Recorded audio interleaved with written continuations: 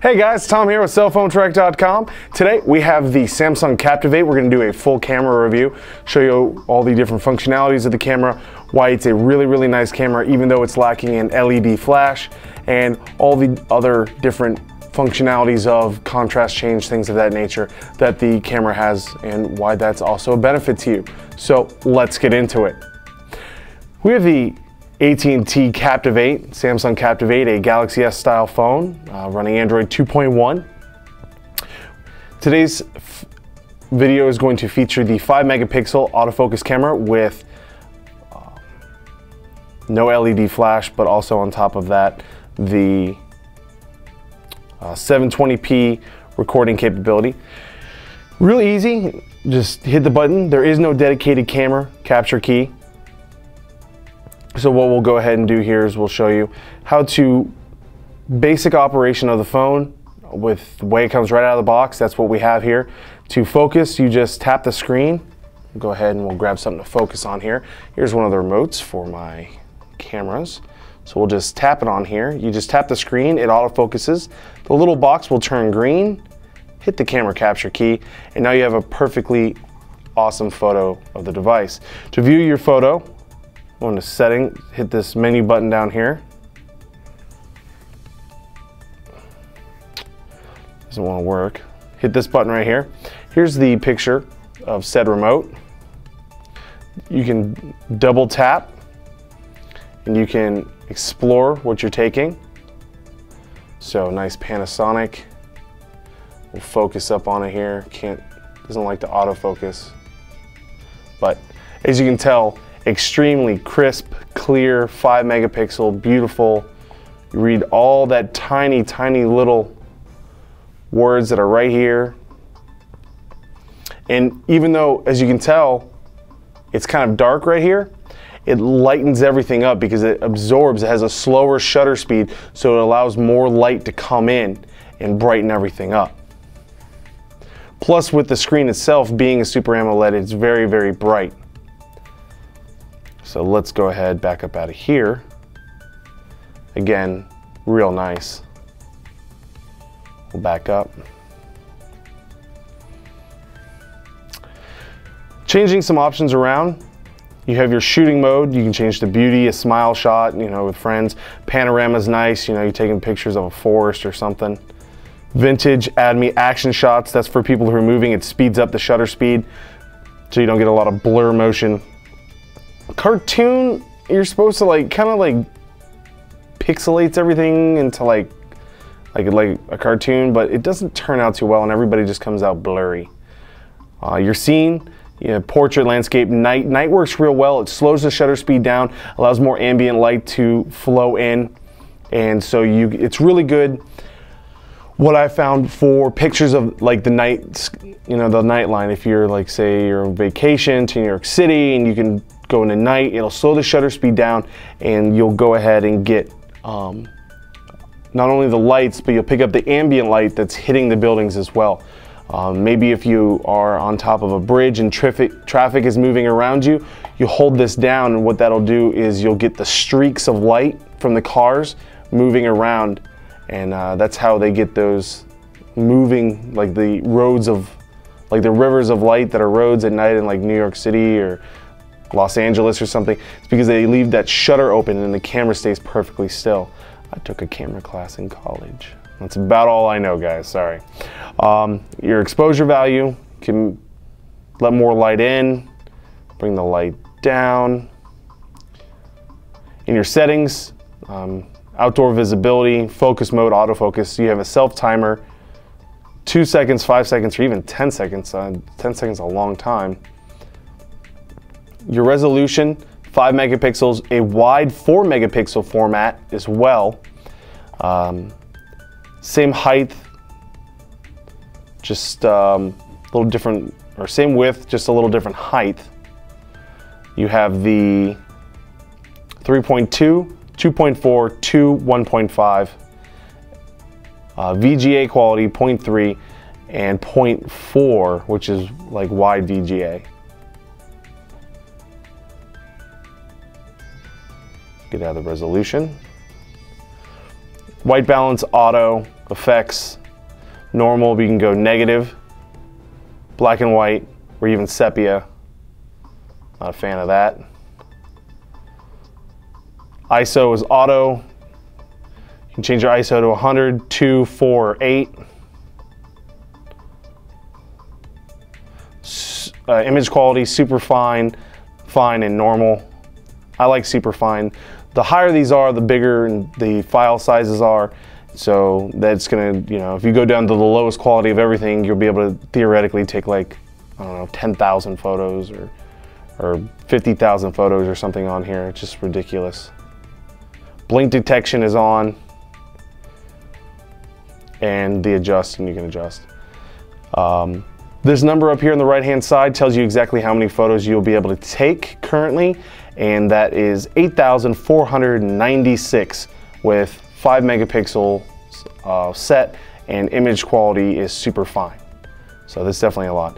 Easy to switch between camcorder and video mode. Just tap the up button in the upper right hand side. We'll tell you exactly how many hours, minutes, and seconds of video you can take. Currently we have 2 hours, 33 minutes, and 52 seconds of video that we can take. To change the quality, again, hit the menu here on the left-hand side. You can do normal size or limit it for multimedia messages, so that's nice, especially if you want to send a, you know, happy birthday message. Real easy, just limit it for MMS and you're set to go. You can't change your scene, you can't change your exposure with the camera though. You get into your settings, you only have 3 options. Outdoor visibility on, timer off, resolution 1280 by 720, that's 720p HD recording. You can do DVD quality, which is 720 by 480. And if you change that, let's go back, and now that we've changed, we can do 8 hours, 48 minutes, and 30 seconds worth.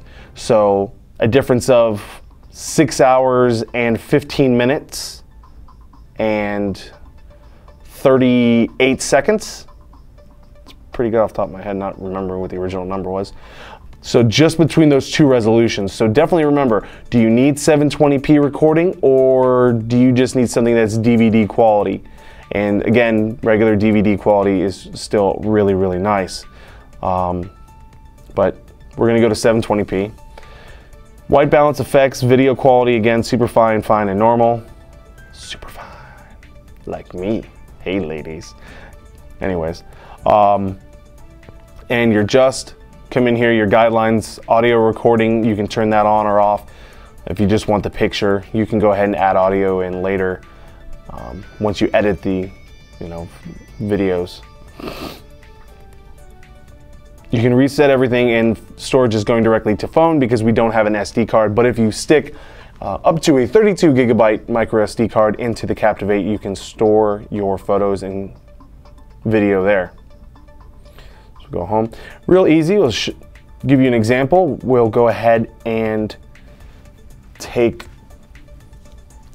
we're going to take the HTC Evo,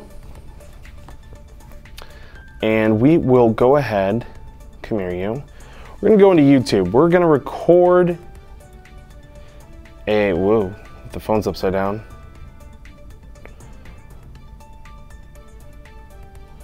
Trying to find something that will not be too,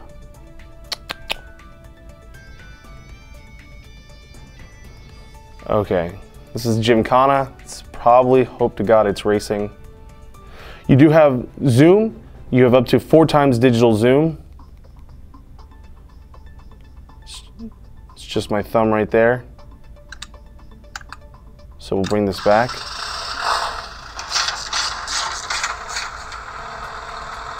We're recording right now.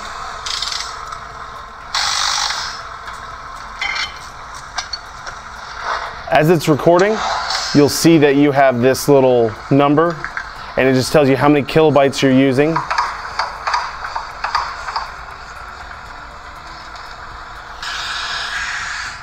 We'll hold this up.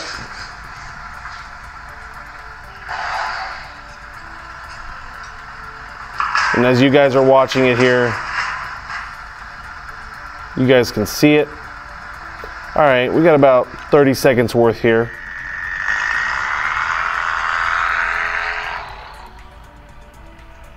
So we've stopped recording. I mean, I'm gonna watch that later. Anyways, go into the viewer, we hit play, give you an idea of what 720p HD recording is like, especially even up close. Here we go. Recording right now.